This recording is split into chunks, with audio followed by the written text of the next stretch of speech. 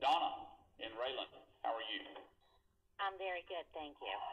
Um, I have two questions, I guess. My first one is everybody keeps saying, let's make smaller government, smaller government. That's what we keep hearing. And I agree with that. But the question is, how do you accomplish that? How do you accomplish getting smaller government? Government's not going to want to cut back on their jobs because then that people unemployed there. They're not going to want to cut back on their programs. So how do we accomplish that? Here's how you do it. Here's how you do it, Donna. You force the federal government to pass a budget. We have introduced and passed two budgets here in the House of Representatives that sit idle in the Senate. Both of those budgets were budgets that would balance the federal budget over time and force Washington to live within its means. I think it is irresponsible for federal officials to come to Washington and not do the job that they were sent here to do. The Senate has not passed a budget in nearly 3 years. That's what you said. Go ahead. Go ahead. Do you have a second question? Go ahead. Well, yeah. I mean, we are a small business, and my husband and I, just for the two of us, it costs us $2,088 a month for hospitalization, and that's with no optical, no dental. It's not it's not the Cadillac of insurance. Okay. And I was diagnosed with a condition that I am uninsurable anywhere else. I'm stuck. So every year, my insurance keeps going up. And there's nothing I can do about it because nobody else will take me. Yeah, that's what we're trying to prevent, Donna. That's part of our plan. If the Supreme Court strikes down the president's health care law, we're going to replace it with a healthcare system that will make it illegal for insurance companies, number one, to deny you coverage because of pre-existing conditions. But number two, we're going to make it so that you can invest pre-tax dollars through your business in a health savings account and pay more of your routine health care with pre-tax dollars at a lower cost than buying those massive health insurance policies. And you're exactly right.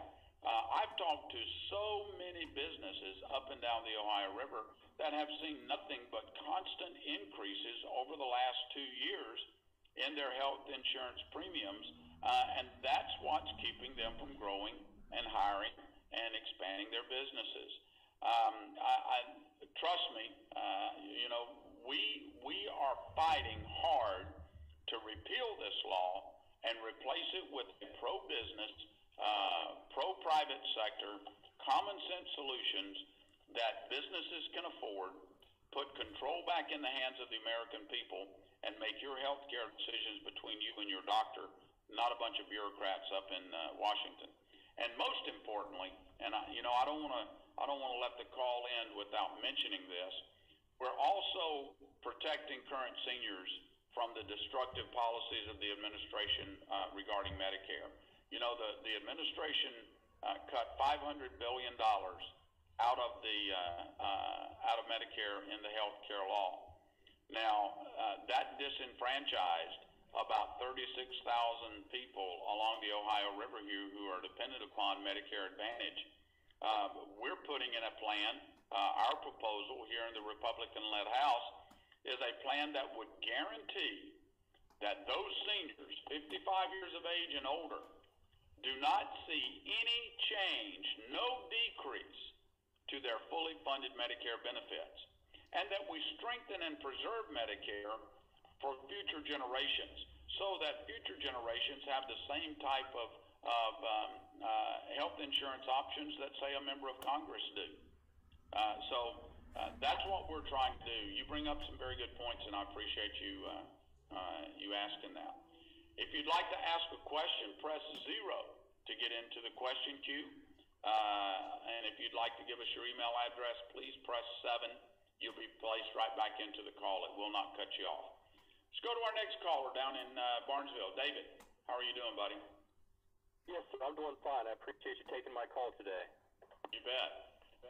The thing I would like to address with you, and I heard you mention it already, is about lowering the cost for medical care by addressing the legal issues that doctors may be facing. Right. Is there something definitive that we can get on to do this? Because I mean, I don't hear it really being quantified and discussed the way I think that it should be. I think that we really need to talk more about that as American citizens, about how to really get to the root cost of all this medical care. Everybody needs medical care, but the fact that it's so expensive, we need to get to the root causes of that expense. And as you stated, one of the major costs is going to be those legal issues. Is there some way that we can get something on the books and put something into law that's going to really address that, and it's going to David, there is limited liability? And David, there is, and the House of Representatives has done that. I know it's frustrating, and I hear people asking that question. There are three decision-making bodies in the federal government: the President, the Senate, and the House of Representatives. The House of Representatives cannot pass legislation to address the legal issues in health care and make it less costly for doctors to pay their malpractice insurance. We cannot pass legislation without the Senate cooperating. The Senate can't pass legislation without the House cooperating. The truth is, we have passed legislation 26 times to address portions or all of the President's health care law, including the provisions around tort reform and the legal issues. But those pieces of legislation that we have passed sit idle over in the Senate. The Senate will not take them up. The Senate is supporting the President on this disastrous path that we're on. The Senate is controlled by Harry Reid and a Democrat-controlled Senate. And right now, that's the state of affairs that we find ourselves in. So we have to be able to pass legislation to do the kinds of things that you're talking about. The House of Representatives, since I got here in January of 2011, have passed many pieces of job-creating legislation, many pieces of legislation to address the health care issue, but they sit idle in the Senate. That's why your vote in November is so very, very important. We need to let the President and Harry Reid know that the American people are not going to sit idly by and accept this lack of responsibility any longer. It's very important. Let's go to our next caller, Barry, down in Bloomingdale. How are you, sir? Good, Bill. How are you? I'm doing good. My question is this. Great. If Obamacare goes down on Thursday, how will that affect the mandate to have the Catholic entities pay for birth control, which to me is an infringement of my freedom of religion? And if it doesn't go down, what can you and Congress do to overturn that mandate? Sure. First of all, we don't know what the Supreme Court is going to do. We won't know that until Thursday.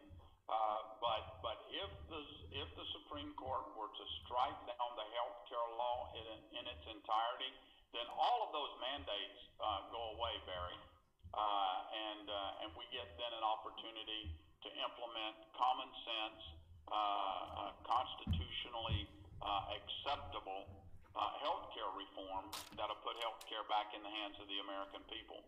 If the Supreme Court does not strike down the health care law, Barry, we're not going to give up the fight.